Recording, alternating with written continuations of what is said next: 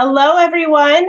Thank you very much for joining us for today's webinar about our UCLA Anderson full-time MBA program. We're very excited to have you join us here today. Just to kind of give you a heads up on the schedule for today, we're going to be running through the presentation first, but then we will open it up towards the end for some open Q&A. So if you have any questions, just start jotting them down, and then we'll address them towards the end of the presentation. So here we are for the UCLA Anderson MBA Insider, a day in the life webinar co-presented with the GMAT Club. So thank you very much. So to kick things off, we're going to start off with some introductions. My name is Alana Van Allen. I'm the Associate Director of Admissions here at UCLA Anderson for the full-time MBA program. I'm also an alum of the program, and when I was a student here, I focused my studies and career search on marketing. And post-MBA, I worked in brand management roles at the toy company Mattel, and then later at the entertainment studio Fox, all after then coming back to work at UCLA Anderson in this admissions role. With me today, I have two amazing current students who will be co-presenting today's webinar with me.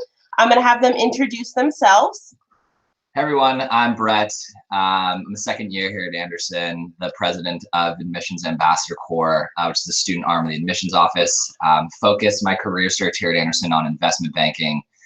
Spent the summer interning at an investment bank here in LA called Moelis & Company, and I will be returning to Moelis when I graduate. Hi everybody, I'm Carolyn Wright. I'm also a second year, and I'm the Vice President of Prospective Student Affairs for the AAC. I came to Anderson to transition into the tech industry, so this past summer I interned at Cisco in their Human Resources Leadership Development Program, and I also will be going back this summer as well. Thank you very much, guys. So to kick things off, I'm actually going to hand it back off to Brett, who's going to set up the presentation for us to give us an overview on how the next half hour or so is going to go for the rest of the presentation. All right, so we're hoping this webinar can give you a good overview of all about Anderson. We think there's no better way to kind of start that overview by looking at our three pillars, which not only guide student life here at Anderson, but also serve as guideposts for what we look for in candidates here, or applicants, I should say. So those are share success, think fearlessly, and drive change. Share success refers to our collaborative culture, the fact we're looking for applicants with strong teamwork skills. Think fearlessly refers to the fact that our students are innovative, open to new ideas, creating new products, improving services. And drive change refers to the fact that our students are not satisfied with the status quo. They're not just trying to drive change within their organizations, within their future, for their future employers. They want to drive change in the surrounding communities and change industries as well. So I think those pillars come to light each and every day here at Anderson. And to give you an idea of what Anderson has to offer, what it's actually like to be a student here, like me and Carolyn, we're going to look at a typical day in the life and let that kind of guide us through the key elements here. And I think, having been a first-year student and now as a second-year student, I think those experiences can be similar, but can also vary dramatically in terms of like how the day-to-day actually plays out. So I think we're going to kick off the day with academics. And this is a school after all, and classes are the foundation for everything we do here. So you'll kind of see as we go through this day in the life, we have a first year Josephine Bruin, a second year Joe Bruin, and we'll see what they're up to throughout the day. So it's 9 a.m., it's time for class. Josephine is off to Foundations of Finance, which is one of my favorite core classes. And Joe is off to Business Plan Development, where he's going to get feedback from a former venture capitalist on his business plan he's trying to, for a company he's trying to start. I'm going to hand it off to Carolyn to talk a little bit more about academics here at Anderson. Great. So as Brett mentioned, of course, you are coming back to go to school. So your Anderson experience does start with academics. So one of the things that's really great about the Anderson academic experience is that you do have a base structure of your 9 core courses that really give you the good foundation to sort of build the next step of your careers. But then you have the flexibility over the 2 years to choose a specialization, to really take electives that are going to help you on your journey forward. And then of course you also get that real world practical and hands-on learning experiences through things like the CAPSTONE project, internships, and optional global requirements. So speaking of specializations, we have 15 specializations, and these were created to help students optimize their academic experience at Anderson. So specializations are a bit more focused, and they allow students to customize their academic preparation. They also, but as an Anderson student, we also have the option to take elective courses at other UCLA programs. And so that's one of the other big benefits of going to UCLA is you have access to the amazing other courses from around the campus. So one thing I do want to point out is that specializations are optional. So it's not like your undergraduate degree where you had to declare a major and a minor. These specializations are really there to help guide you, but they are optional. So as a resource for our students, we have 8 academic centers that map back to some of these specializations, and they focus on research, teaching, and applications in the various industries. So the mission for these centers is to connect students, alumni, faculty, and industry experts to transform fundamental knowledge into applicable practice. So moving on into sort of what that academic structure looks like, what you'll see here is a template for year 1. So UCLA Anderson is on the quarter system, and for the first year, you do have an onboarding quarter than the fall, winter, and spring. And personally, I found there to be a big benefit to having this quarter system. First of all, you're able to take more classes. And second of all, you do start a little early. We launch in August for the summer onboarding. For me, that was really important because it would allow me not only to get 2 of these core courses out of the way, it also was a great way for me to get to know my classmates, settle back into academic life, and already ramp up the recruiting process. So for the first part of your, for the most of your first year, you will be taking the core business courses. But then as you go through, you will be able to take more electives and have some flexibility on when you take finance and marketing. And again, by the time you get to the spring of your first year, it's pretty much entirely electives. Then moving on to the second year, you will have a ton of choice, and there are so many electives offered each quarter, so you'll be able to fill your schedule based on your personal career goals and what you're trying to learn. You'll also see that there is opportunity for optional internships during the fall, winter, and spring quarters. And the academic highlight of your second year will definitely be the CAPSTONE project, and we'll chat about that more in just a little bit, but now I want to pass it back to Brett to talk more about the day in the life. All right, so we're checking back in here in our day in the life, see what Josie and Joe are up to. It's 11 a.m. and it's time to focus on the career aspect of the MBA, and it really is a crucial part of your education here. Many people come back to business school to either find a new job or progress within their own company. So let's see what they're up to. So Josie's headed to a corporate presentation, followed by an informational interview with an alumni, while Joe is off to his school year academic internship. I think this is really spot on. Last year, I attended for investment banking more than 20 company presentations on campus and conducted like roughly 50 informational interviews with alumni in investment banking just within Los Angeles. And then on the academic internship, I also did an academic internship with a local venture capital fund who focuses on fintech investments. So now I'm going to talk or hand it off to Alana to talk a little bit more about what career prep looks like here at Anderson. Thanks, Brett. So the core of our career preparation is centered around our Parker Career Management Center, which helps supports our students through a numerous amount of different ways. It's really there to help our students to make sure they're put in the best spotlight for employers.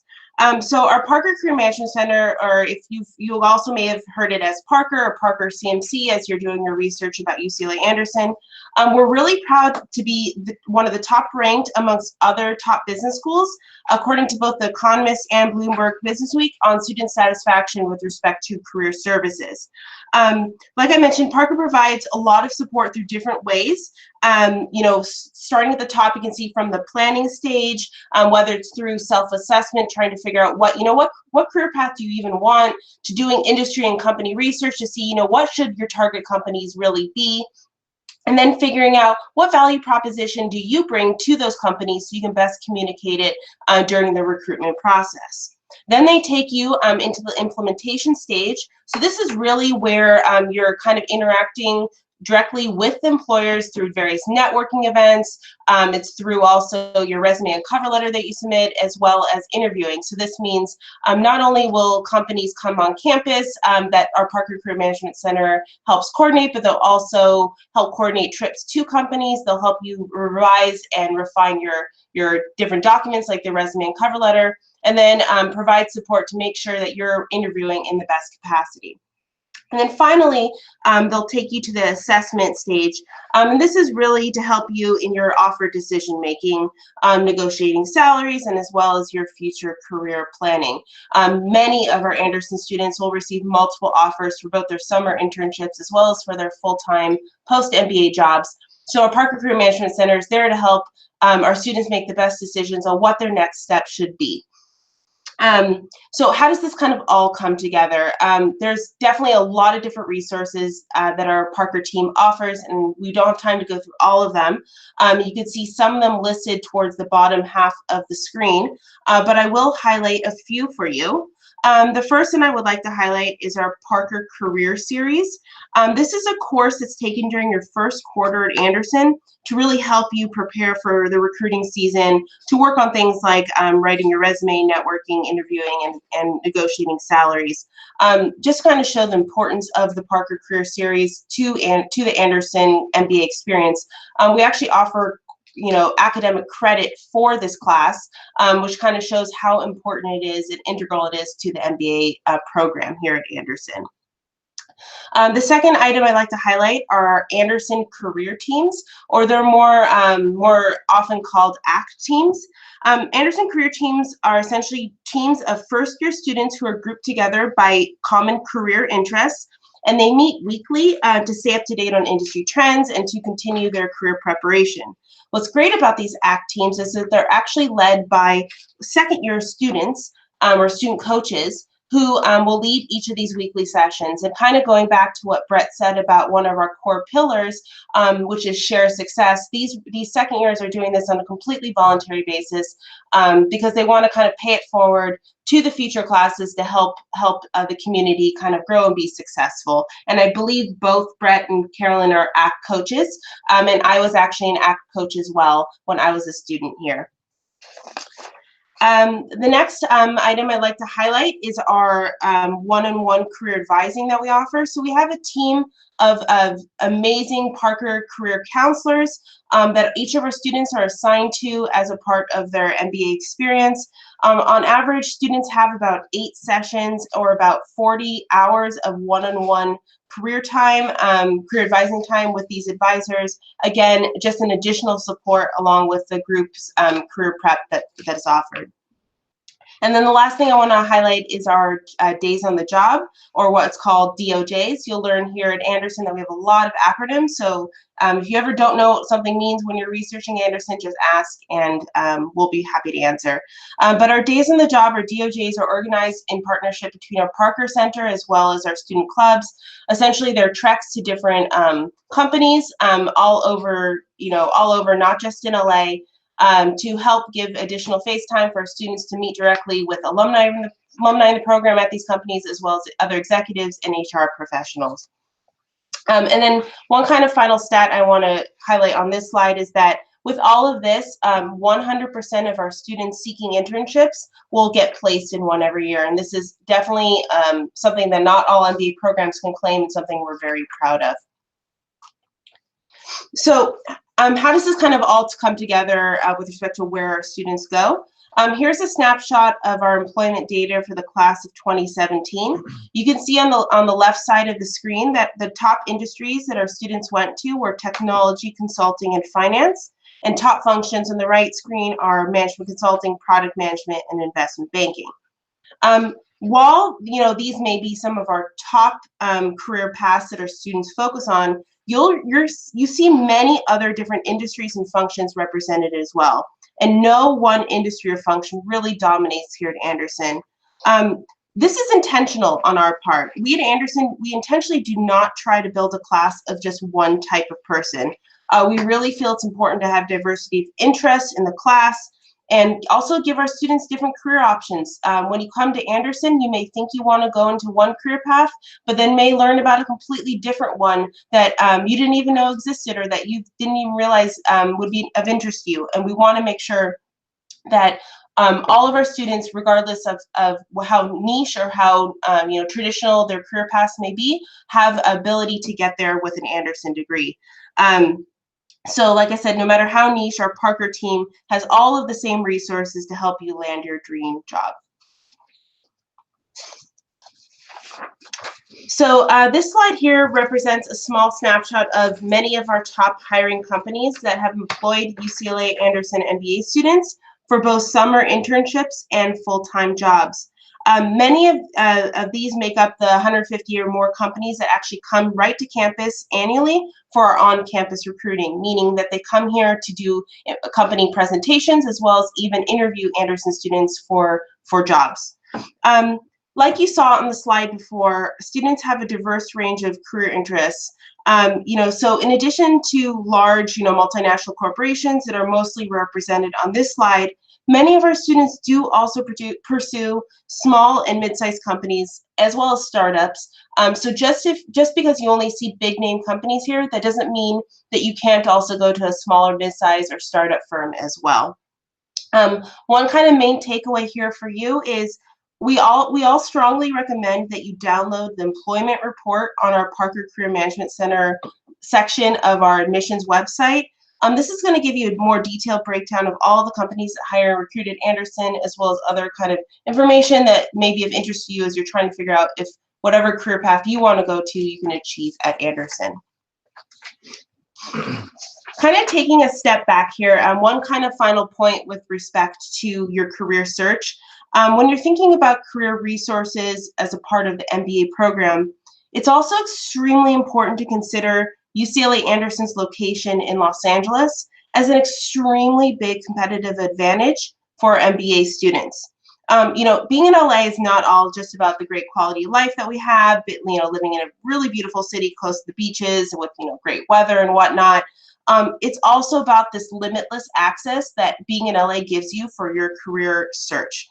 Los Angeles is home to hundreds of thousands of companies across a variety of different industries, from finance to consulting to tech to CPG, from those large Fortune 500 companies to, over 200 different financial firms to those smaller startups in what we call our Silicon Beach, which is in the Venice Beach area, just about 15 minutes away from UCLA. So, why is this important? It's really important to be in LA during your MBA. One, it gives you the ability to conduct informational interviews as well as network face-to-face with employers.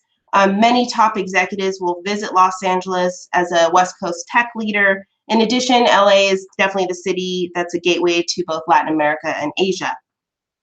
Second, like was mentioned by Carolyn and I believe Brett, you can actually pursue more than one internship by the time you graduate if you go to Anderson. In addition to the summer internship, which is traditional across many different MBA programs, our students can intern year-round in part-time roles in companies like Disney, tech startups. If you're interested in sports, some of our students have interned for the Los Angeles Lakers. When I was a student here, I did a academic in-year internship at Paramount. It's definitely very common here at Anderson. And then finally, our location means that industry leaders and executives can easily come to campus, whether it to be for a networking event or even teach a class as a guest lecturer or even for a full quarter. Again, we often have these industry leaders teaching our students directly in the classroom.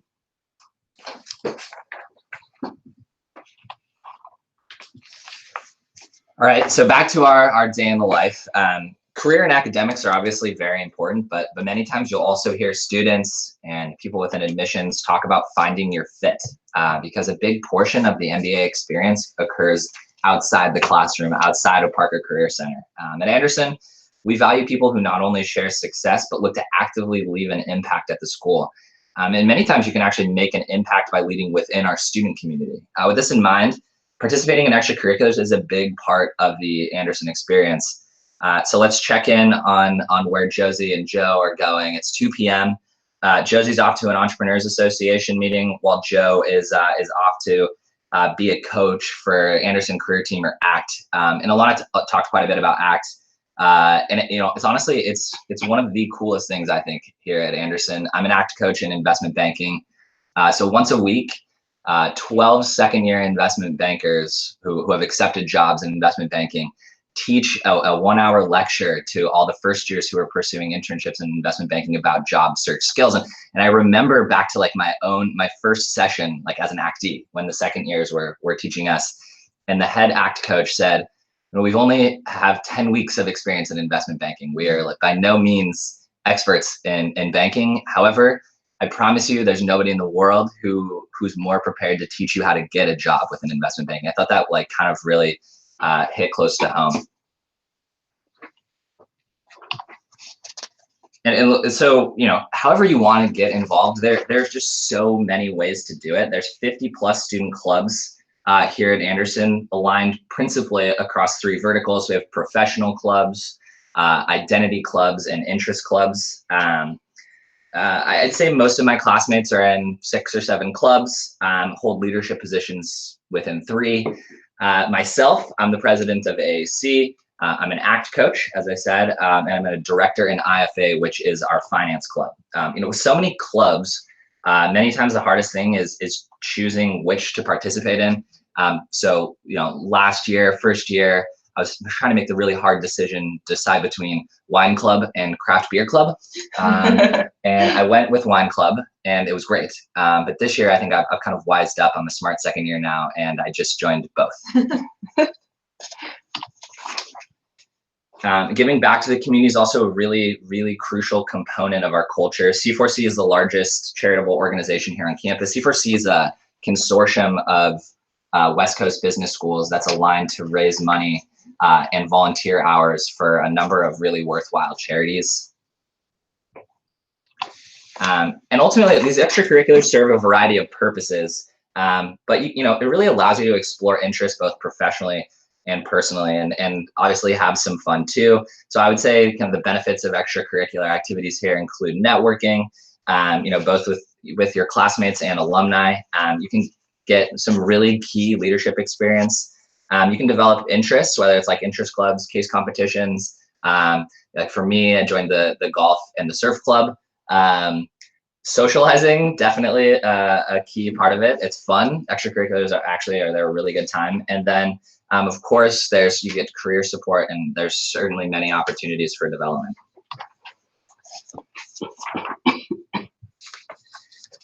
So I think we've talked a little bit about this, but getting practical experience is a huge part of the MBA. And so kind of checking back in, it's 4 p.m.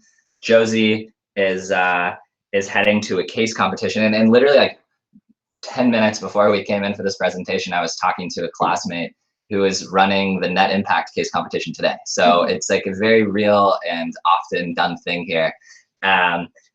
Joe is off to his master's thesis capstone meeting. We're going to talk a little bit more about this. There's a number of ways to satisfy the capstone requirement. I myself am an AMR, which is effectively a 6-month consulting engagement. I am working for a company that owns and operates like 75 public golf courses, trying to help them roll out a subscription model. So it's been a really fascinating experience for me. I'm gonna hand it off to Carolyn though to talk a little bit more about these practical learning experiences.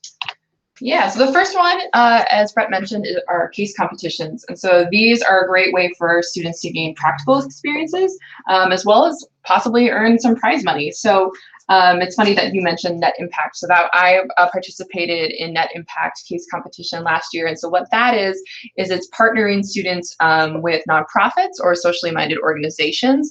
So it's a very unique focus and a great opportunity to work with organizations in the LA area that are doing good. I would say my favorite case competition that was participated in last year was actually for Patagonia.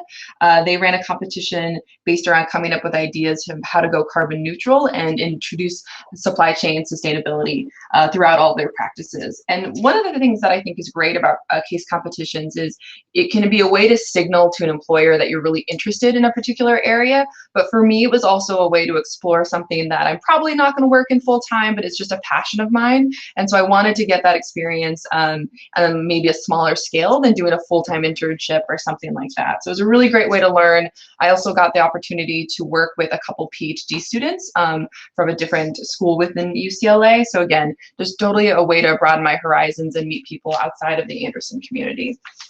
And then also, as Brett mentioned, the Capstone project is a huge part of what we do during our second year. I'm actually, as soon as we get done with this webinar, going to a meeting with my AMR team, so it is very much on my mind right now.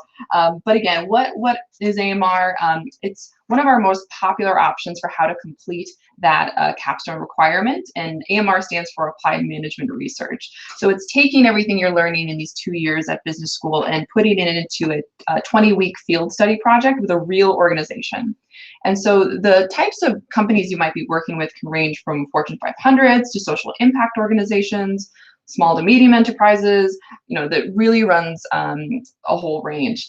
And so some projects are international, and that's mine. My project is working for an international environmental nonprofit, and I'm super excited because we get to travel to Singapore and Indonesia for part of our field study. So that's a really unique opportunity that is only available here in Anderson. So another big opportunity that about 20% of our class chooses to pursue in order to fulfill this capstone requirement is the business creation option. So this is for people who have an interest in starting their own business or would like to gain startup experience by helping their classmate launch their business. So again, this really covers a range of businesses. We have friends who are launching businesses around cold brew, yoga mats, but all the way to real estate companies. So, and the one thing that's cool about BCO is if you have an idea, that's amazing, but if you don't, but you still want to see that startup process and get that experience while you're in your MBA, you can join a team even if you don't plan on sort of seeing that through and working on it post-graduation. You can still be part of this startup process. And for a few more examples of AMR projects, so the first is a domestic project with AT&T. This focused on the strategic plan for AT&T DirecTV's new streaming services. One great perk of doing this type of project is that you occasionally get hired by your client, and that's what happened in this case. And then going along the slide, the international example is Conservation International, which that's actually the company I'm working for. So this project was in Africa. Again, mine is in Southeast Asia. But again, it's all very focused on conserving environmental resources, but also understanding the livelihoods of the people that depend on those natural resources. So it's a very holistic view. And then finally, one of my favorite examples of successful BCO is K-pop sauce. So Theo, Lee, and Mike Kim co-founded this CPG company in 2017. And so they actually still use our Anderson Accelerator. I've seen Theo on campus, and he's come to my house for an alumni event. And so I've had the opportunity to meet him and try his product. And it's great just to see that, while this has also been successful, he's still a very integral part of the Anderson community.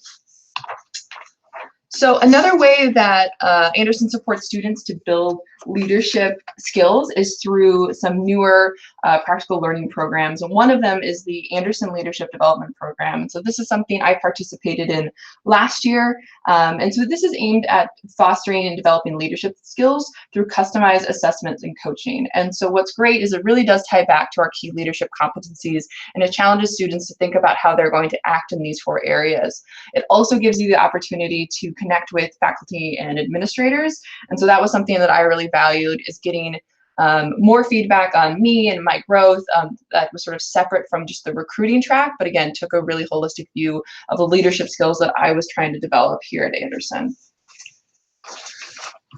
Moving on to our global perspective, this was something that was really important to me when deciding where to go to business school. And UCLA understands the importance of that global perspective in the business landscape.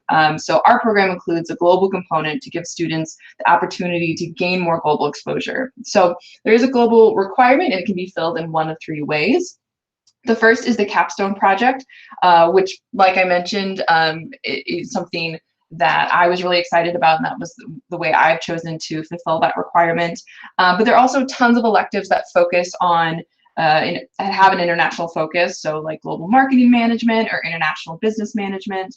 And then finally, we have our global immersion courses. So each of these courses focus on a region or country and an associated business topic, and there's always a combination of in-class learning and then in-country travel with your classmates and an Anderson professor. So recent trips have included Brazil, Chile, South Africa. I think this fall they're going to Vietnam and Chile. And then in the spring they're going to, I believe it's China. Then the last piece that is, I think, a very unique, fun aspect of Anderson is that students also take the lead to organize their own international travel excursions. So this has been a really great tradition where Anderson students from different countries will plan and lead trips. So the past few years, they've gone to Israel, Japan, Morocco, Brazil, and then this winter they're going to India. Yeah, I went to Japan last year. It's pretty crazy. There was like over 100 of our classmates that went to Japan and visited kind of all over the country, and I mean, Japan is the first time I've been in Japan is incredible, but I think like one of the coolest parts is we're there with 6 of our Japanese classmates who kind of guiding us through Japan historically, but also kind of socially. And I mean, it was a pretty incredible experience. Yeah, I'm bummed I didn't make the Japan trip, but I will take all the notes so I can travel there later.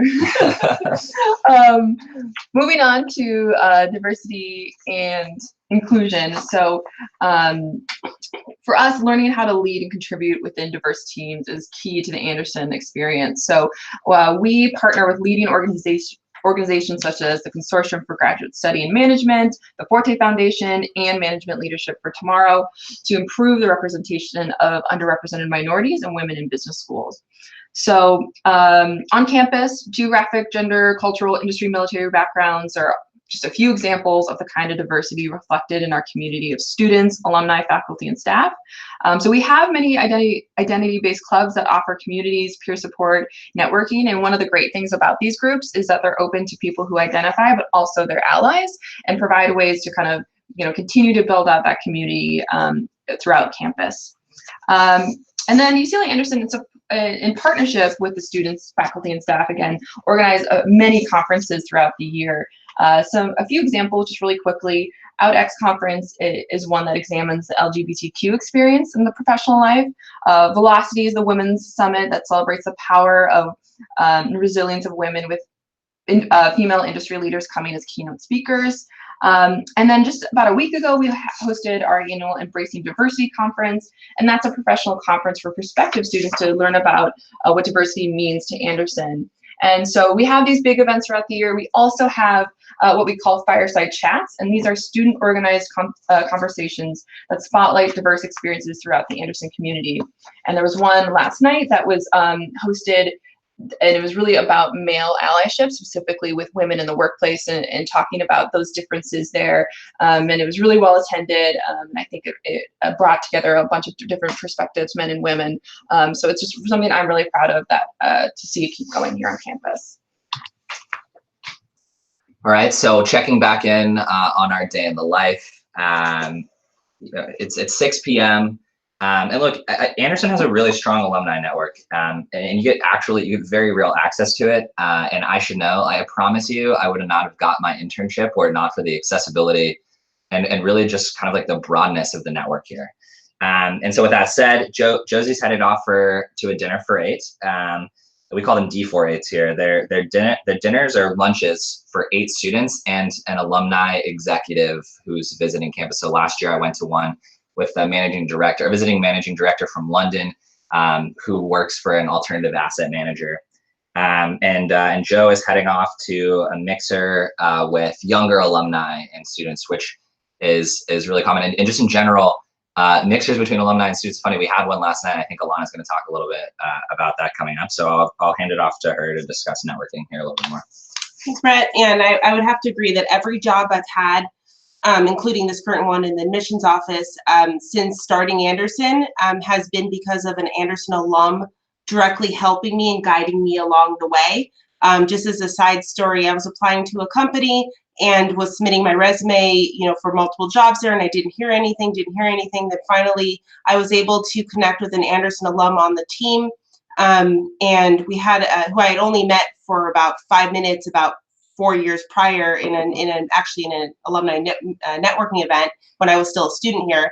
And long story short, we chatted on the phone for a little bit, and then the next day, she put my resume in front of the hiring manager's desk, and I got a call for an interview a day later, and I then was able to accept the job within 2 weeks. So it's really amazing the power of the Anderson Alumni Network. We have a network of over 38,000 alumni here, all across the world. We have over 45 different chapters of Anderson Alumni Networks all over, not just here on the West Coast. So it's quite amazing the power that this network can have. Our Office of Alumni Relation also coordinates what's called Worldwide Welcome Week events. This is where graduating students are welcomed into the network and alumni kind of re-engage with one another. Our class reunions, which I had last year, over 1,000 usually attend every year across all the different classes. It's just quite amazing of who our alumni are, and they're not just figureheads for us, they're actually active members of our community. You can see a few high profile names on your screen right now. And again, they're not just pictures on a screen for us, they actually actively engage. And there's no better way to kind of say that when you look at Susan Wojcicki on the left side of your screen, class of 1998, she's the CEO of YouTube. She actually participated in an event last night that both Carolyn and Brett attended, called the John Wooden Global Leadership Awards. This is a very prestigious gala that UCLA Anderson puts on, where an industry leader is awarded every year for a strong demonstration of leadership. And Susan Wojcicki came to this event to help moderate and lead the event, to have a discussion with the CEO of Netflix, Reed Hastings, who was awarded with this John Wooden Global Leadership Award. Again, it shows that she's the CEO of YouTube, and yet she's still coming back to Anderson to continue to give back and engage with our students. And at this event, there were many other alumni there that are also industry leaders, from recent alums all the way to alums in C-suite level. Other ways that our Anderson alumni get involved are through other on-campus conferences that we put on. These conferences, again, are not just for our students, but they bring together our students, our alumni, as well as industry leaders not even affiliated with UCLA Anderson. You can see some of them listed on the left side of the screen. Some interesting ones, our CES at Anderson, Consumer Electronics Show but we have our own Anderson version. We have our WU Greater China Business Conference, as well as industry-specific ones as well in entertainment and entrepreneurship, as well as in finance, amongst many others. When you're thinking about, the network you gain as an Anderson MBA, it's also really important to remember that you not only become an Anderson student, but you also become a UCLA student, and in turn get access to all that UCLA has to offer. So UCLA is a top-tier university with extremely strong global brand. We're one of the most well-known and internationally recognized brands, and the #1 most popular college based off of admissions applications for undergrad. It's kind of amazing that the reach that UCLA name has all around the world. By being a UCLA Anderson student, you also get access to other top programs at Anderson. As Carolyn mentioned earlier in the presentation, you can take up to 3 non-Anderson electives for credit towards your degree. You also get access to do joint degree programs. You can do an MBA, MD, MBA, JD degree, public policy, public health, many others. More information can be found online on that. And then also just more on the social fun side, we have extremely strong Division I sports teams that really help promote this Bruin spirit that we have here. So there's just a big part of the Anderson experience is this access to the network. hand it back off to Brett to help cap off today. Yeah, and it's been a pretty long day. It's now 9 p.m. And really to cap off the day, Josie and Joe will have plenty of opportunities, I'm sure, on this day alone to partake in some social activities, which I think, there's a social component to almost every single one of these things. I'm very good friends with classmates and people that are pursuing the same career as me, but there's a kind of fun, more relaxing social component here as well, where you're not necessarily like trying to get a job. It's just kick back and hang out with your classmates. And so Josie is getting ready to attend a great annual tradition here at Anderson called Prom, which is pretty much exactly what it sounds like. It's Anderson's version of like a high school prom. Joe is off. He's driving down to Dockweiler Beach for a beach bonfire with Section B. That's my section. Should be great.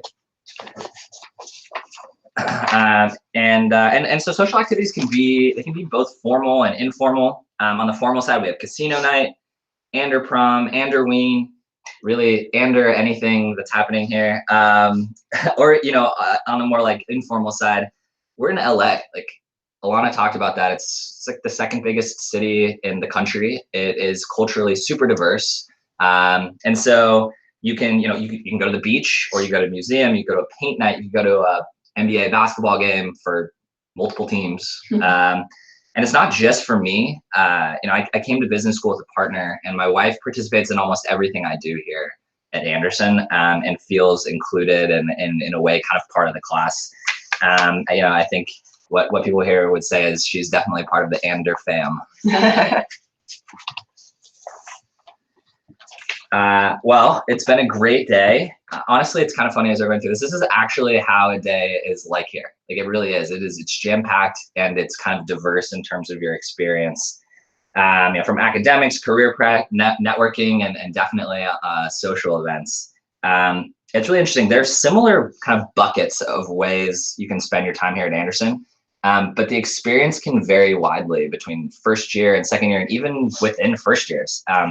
I like to say there's a million ways to do an Anderson MBA, but there's really no right or wrong way to do it.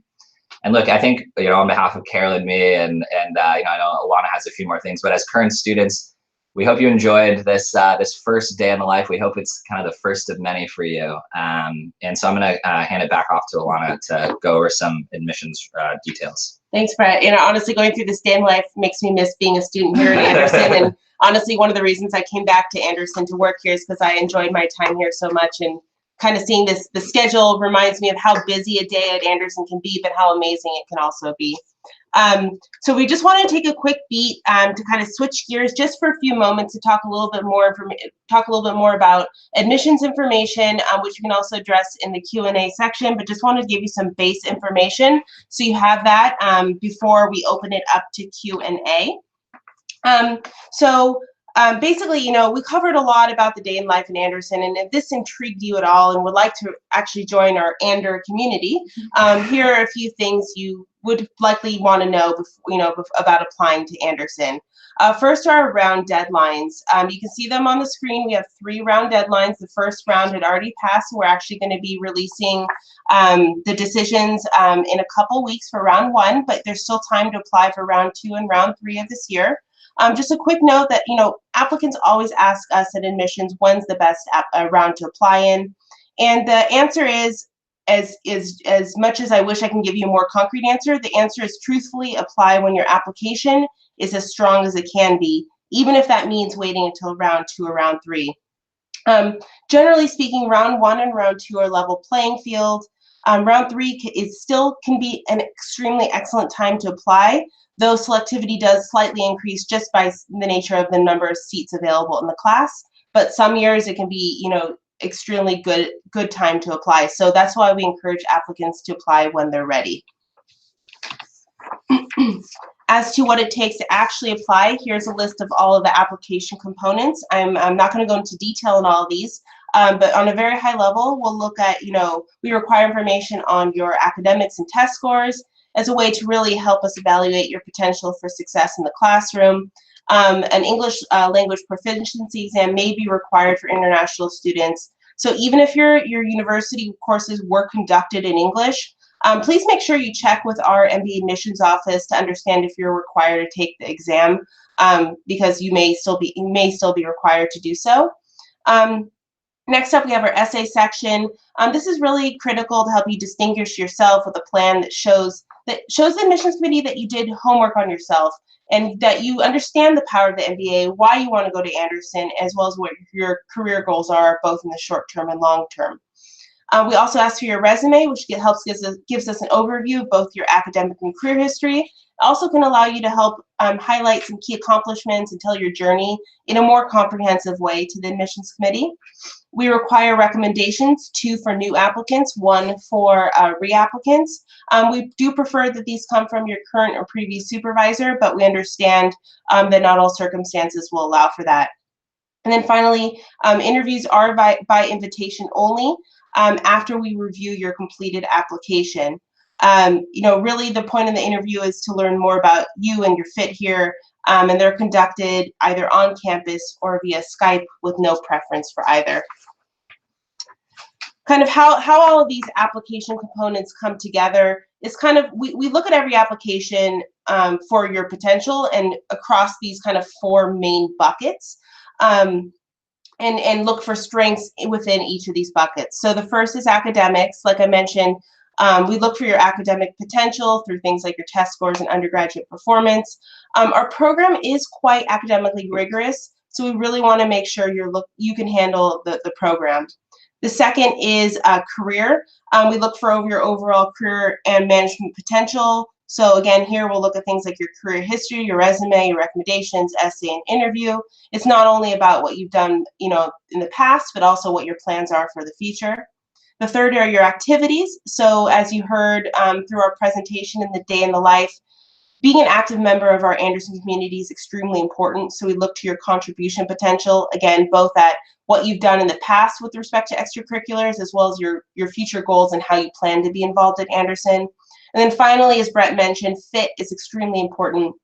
So we'll look at things like recommendations, essays, interviews to see if we believe that you fit in our Anderson community, which often ties back to those 3 key pillars of share success, think fearlessly, and drive change that Brett kicked off the presentation with in the beginning.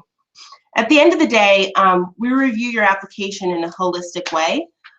So, what if you see yourself weaker in one aspect or one of these buckets, that just means you're going to want to try to strengthen the rest of your application as much as possible to help overcome it.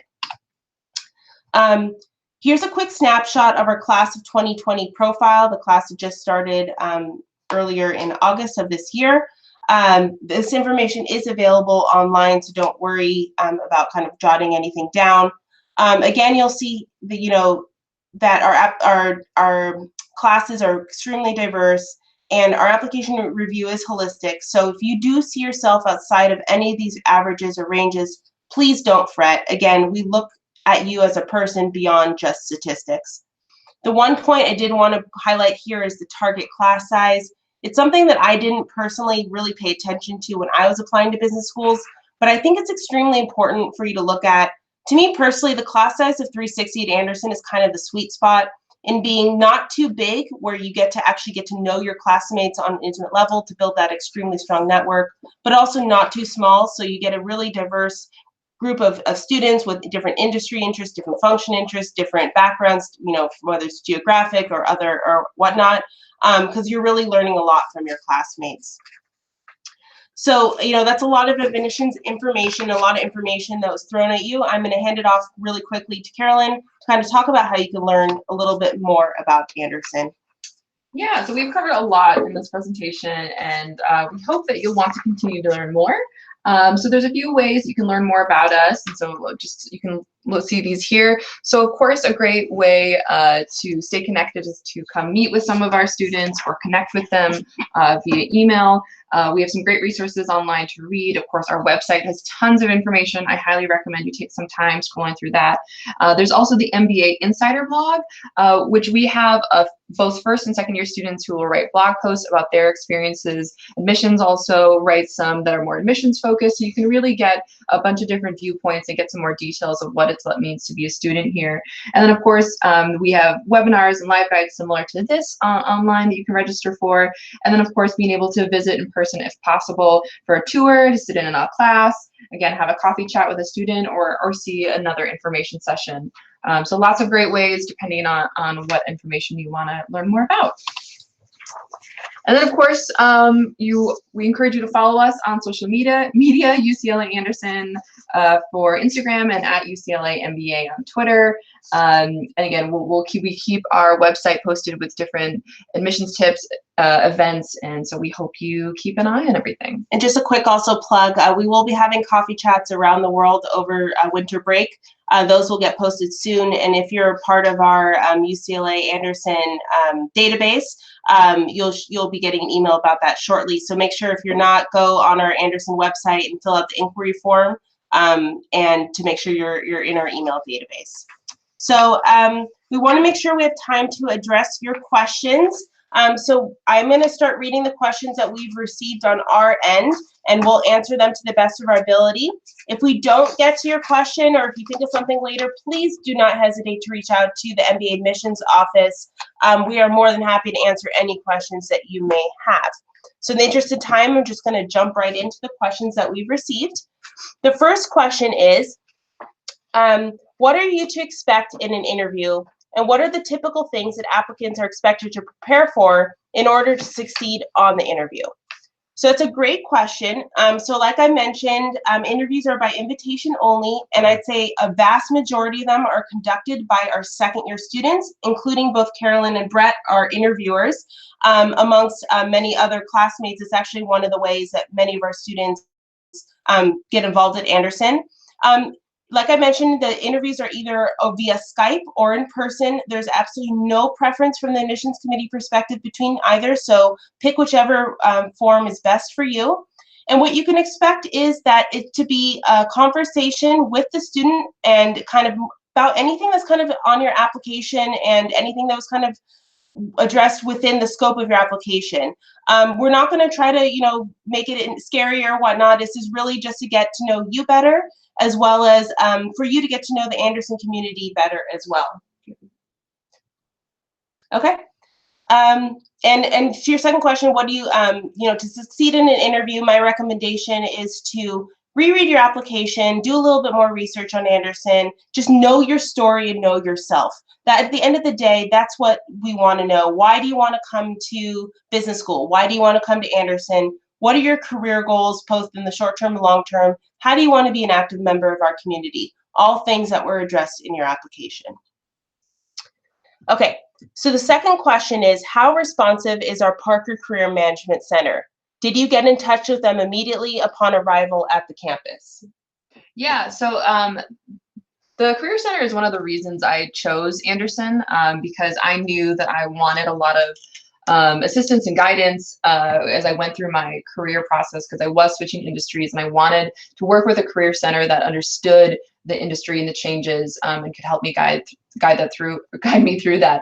And one of the perks of coming to Anderson, again, as we mentioned, is that the first years start a little bit early. So when you come to campus for the first time, it's just the first years on campus, which means Parker is really dedicated to getting you up and running. And so we were actually required to meet with our advisors pretty much right away. And for me, that was great, because I was able to explain my career goals. And so right away, my advisor knew what I was wanting to do and was able to help me. And I met with her almost weekly for the first couple quarters. And again, that's another unique thing about Anderson, is that you do have an assigned career advisor based on your career goals. That said, if that advisor is busy, or you end up shifting and pivoting into a different industry, or just want to meet with somebody else, you're always more than welcome to make appointments with any of our advisors. And in fact, that's sometimes encouraged to keep getting more advice. So I felt like my advisor had a very vested interest in my success, and still checks in with me and follows up. But again, you have the whole team as a resource. Yeah, and I would say, how immediately do you get in touch with them? You actually, the moment that you accept the offer at Anderson, you get access to the Parker Career Management Center. They start giving you different kind of tasks to do to start your career preparation. So literally, the moment you accept the offer, that's when it all begins, and it's absolutely amazing. And just, you know, a lot of our Parker career advisors are actually Anderson alumni as well. So they kind of get the process and what it means to be an MBA student at Anderson. Okay, the third question is, I know the current direct supervisor is generally the best person to get a recommendation from, but I'm also thinking to ask one of the people I manage to write one of the letters. Would it be appropriate? Okay, so generally speaking, the admissions committee does prefer that your letters of recommendation come from a direct supervisor in some capacity, whether it's a current direct supervisor or a prior one. However, first, let me start by saying we understand that sometimes people do not feel comfortable asking a current supervisor for a letter of recommendation because they may not want them to know that they're thinking about leaving that company to go to school. So that is completely fine. We would prefer, you know, at least one of them to be a current or past supervisor because we want to know you in the role of, you know, being an employee, what skills you bring to the table, how are you managed, what kind of leadership skills do you bring, and sometimes that's best by only someone who manages you. However, if you, in this particular case, feel that someone you supervise can provide the right scope of context to who you are in the employment setting, by all means have that person be someone who is your recommender, but I would recommend the other one be someone who has supervised you. I think the best thing for you to do, though, is to kind of look to see the questions that are asked in the letter of recommendation so you can best judge whether that person can or cannot appropriately assess you in that capacity, because someone who reports to you may not be able to assess you in the ways that we're asking. And the UCLA Anderson uses a common letter of recommendation template that's used by many other business schools, so that that template can be found online. So definitely that would be my recommendation for you. Okay, the next question, which I believe is the last one we have unless any more coming through, is in which circumstances can an applicant get a TOEFL or IELTS waiver or English proficiency language exam waiver? So generally speaking, we do not provide waivers for English proficiency exams. The only time you would not need to take that exam is if you went to a specific school in a specific country, or some other kind of smaller, more niche requirements. My general recommendation is, because there's a lot of nuances to whether or not the English language proficiency exam is required or not, my recommendation would be for you to actually email the MBA admissions office and ask to get final confirmation. There's just too many nuances for me to kind of go one way or the other, but we generally do not offer waivers. It's more about the circumstances of what you have, what education and whatnot you've already had. Okay, we got a few more questions in. This question is for both Carolyn and Brett. Can you talk about the student housing? How are university-owned apartments compared to off-campus housing options in terms of affordability and convenience? So I can talk a little bit about my own living situation. I think 3/4 of people live kind of either in the Westwood area or the Brentwood Sawtell area, which is kind of like the surrounding area of campus. I myself live in Brentwood, which is like just a little bit closer to the beach than campus is, and it's amazing, walkable community. Also, it takes about 10 minutes to get to campus, so really convenient. But I also have a lot of friends that live directly in Westwood, can walk to campus. There are some benefits there. And then kind of like looking beyond that, people live like further south, so closer to like Marina del Rey, some of the beach towns. And also there's a lot of people who live in university housing in Culver City, and that's kind of both a cheap and also really just a good option in general. One of my AMR teammates lives in the university housing there and really enjoys it.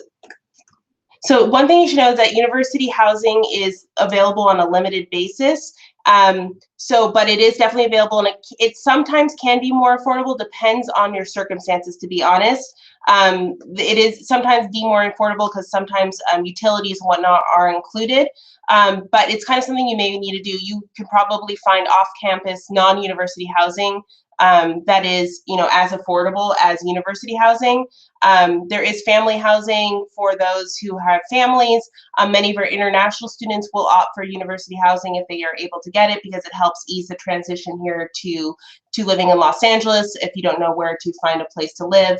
But generally speaking, our students kind of live in kind of pockets of neighborhoods to kind of maintain that cohesive culture that we have at Anderson. Our students are in different neighborhoods, but they're all kind of still together. We put out a housing guide at the beginning to our admitted students that actually is based off of a survey that our Anderson students take. So students can not only decide to live in the same neighborhoods, but actually decide to live in the same apartment complexes to even further that community. Okay. Next question is, what is one piece of advice for someone starting the application process for round 2 at Anderson? We can each give one quick piece of advice. Okay, to cap things off. So I would say for somebody, if you're just starting your application, please, I would highly recommend, because this is something I wish I had done, is give the people who are writing your recommendations plenty of time, because you do want them to give a really thoughtful response and have the opportunity to reflect on all of your achievements. So once you've decided to apply, think about who you want to write those letters of recommendation, talk to them, let them know. And again, just put this on their radar early so that they have plenty of time to get it in before the deadline. Great. I would say be really thoughtful about your interests, both career and personal, and then try to fast forward yourself to pretend you've been admitted in business school.